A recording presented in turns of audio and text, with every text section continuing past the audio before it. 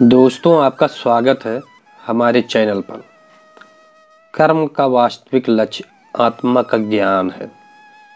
हम जो कुछ भी हैं वो हमने जो सोचा था उसका परिणाम है।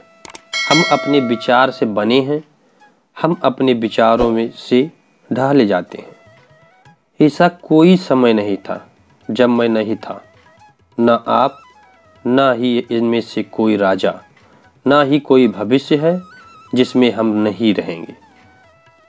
अपरिपक्व लोग सोचते हैं कि ज्ञान और क्रिया अलग अलग है, लेकिन बुद्धिमान उन्हें एक ही मानते हैं।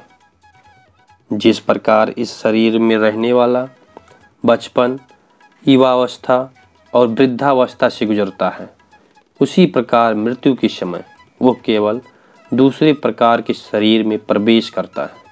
बुद्धिमान इसके बहकावे में नहीं आते हैं।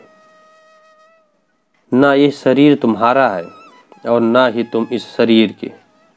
यह शरीर तो अग्नि, जल, वायु, पृथ्वी, आकाश से बना है और इसी में मिल जाएगा, परंतु आत्मा स्थिर है। फिर तुम क्या हो? तुम अपने आप को मुझे अर्पित करो, यही सबसे उत्तम सहारा है। जो इसके सहारे को जानता है वो भय, चिंता, शोक से सर्वदा मुक्त है। जो कर्म में अकर्म देखता है और अकर्म में कर्म देखता है वो चतुर व्यक्ति होता है। इच्छाओं में कमी की ही सुख की कुंजी है। कोई भी व्यक्ति जो अच्छा काम करता है उसका कभी भी बुरा अंत नहीं होगा, चाहे यहाँ या आने वाले संसार में। जो पहले विष जैसा लगता है लेकिन अंत में अमृत जैसा स्वाद लेता है, वो सत्व का आनंद है जो स्वयं के साथ शांति से पैदा हुआ है। उम्मीद ही आपको रिश्ते में कमजोर बनाती है। उम्मीद का जन्म आपके मन में ही होता है। शांत, नम्रता, मौन, संयम और पवित्रता ये मन के अनुशासन हैं। सभी स्वार्थी इच्छाओं का काबू पाना पर्याप्त नहीं है। स्वामित्व और अहंकार को वश में करना ही आवश्यक है।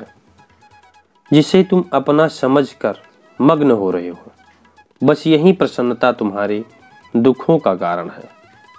कर्म मुझसे नहीं चिपके रहते, क्योंकि मैं उनके परिणामों से जुड़ा नहीं हूँ। जो लोग इसे समझते हैं और उसका अभ्यास करते हैं वे स्वतंत्रता में रहते हैं। जो मनुष्य प्रकृति के गुणों से अनासक्त है और जो पूरी तरह से दिव्य ज्ञान में स्थित है, उसका कार्य पूरी तरह से परप्रता में विलीन हो जाता है। अभी निराश मत हो, क्योंकि तेरा वक्त कमजोर हो सकता है। भले ही दुर्बलता ईश्वर के द्वारा दी जाती है, लेकिन गरिमा मनुष्य के समय को स्वयं निर्मित करती है। अंत में सभी आत्माओं को परमात्मा में मिल ही जाना है। यही तो आत्मा का अंतिम लक्ष्य है। सभी जीव मुझ में हैं और मैं सभी जीवों में हूँ। तुम्हारे कर्म ही तुम्हारे भाग्य के निर्माता हैं।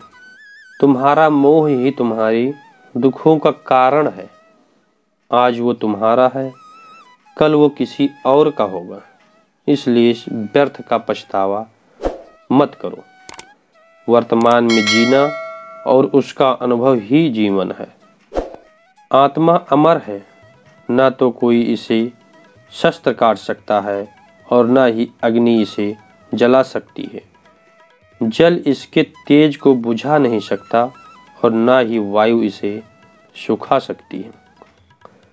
किसी और के जीवन की नकल को पूर्णता के साथ जीने की तुलना में अपने भाग्य को अपूर्ण रूप से जीना बेहतर है।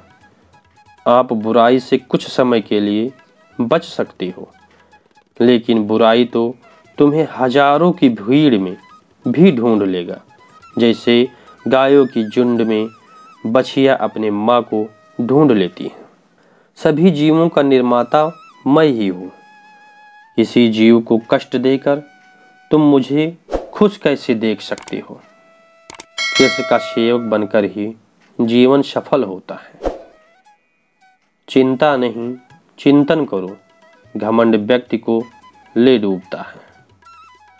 मैं विधाता होकर भी विधि के विधान को टाल नहीं सकता। मन सफेद कपड़ा है, इसे जिस रंग में डुबोगे वही रंग चढ़ जाएगा।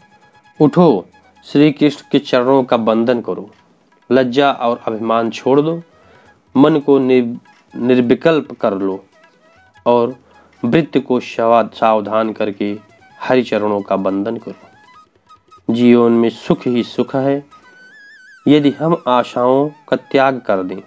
जीवन में आधे दुख का कारण आशाएं बड़ी होना है। जो व्यक्ति आपकी कदर नहीं करता उसके साथ रहने से अच्छा है आप अकेले रहें। क्रोध की अवस्था में भ्रम जन्म लेता है।